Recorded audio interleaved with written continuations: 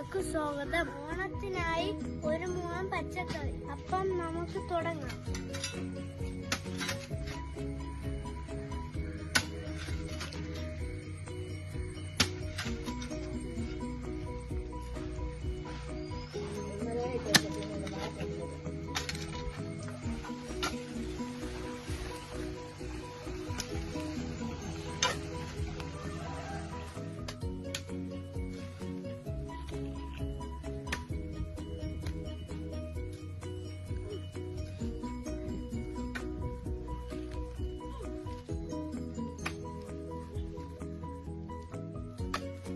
ചെമ്പാട്ടി കൊണ്ട് ഇങ്ങനെ കളക്കണം. സൈഡിൽ മണ്ണ് ഒഴിക്കണം. അടുപ്പിച്ച് നടാൻ പാടില്ല. ഇത്രയെങ്കിൽ അകലം വേണം.